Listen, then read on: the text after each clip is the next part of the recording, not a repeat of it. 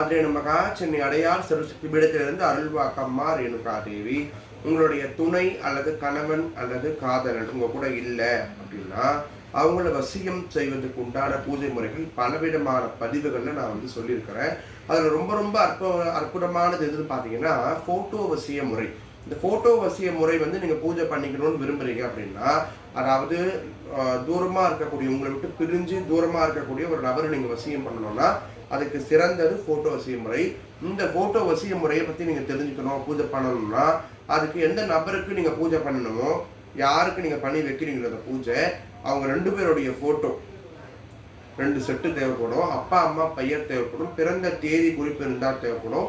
அவங்க சம்பந்தப்பட்ட தலைமுடி அல்லது துணி இந்த மாதிரி ஏதாவது ஒரு விஷயங்கள் தேவைப்படும்.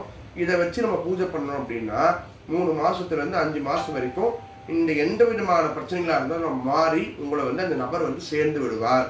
வாழ்க்கையில ஒன்று சேர்ந்து வாழ்றதுக்கு உண்டான நிறைய அறிகுறிகள் இந்த பூஜை முறை கண்டிப்பா பலிக்கும். நிறைய பேருக்கு நடந்திருக்குது.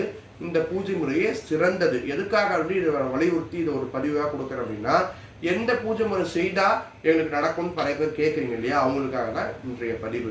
ஆக இந்த விஷயங்கள்லாம் இருந்தா போட்டோ வசியத்தை நம்ம பூஜை மூலயமா உங்களோட பிரிஞ்சிருக்கக்கூடிய காதலன் மனைவி அல்லது கணவன் வாழ்க்கையை ஒன்று சேர்த்து வைக்க முடியும் அப்படின்றத ஒரு ஆணித்தரமாக இன்றைய பதிவில் சொல்லியிருக்கிறேன்.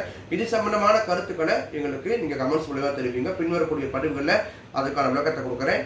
நன்றி.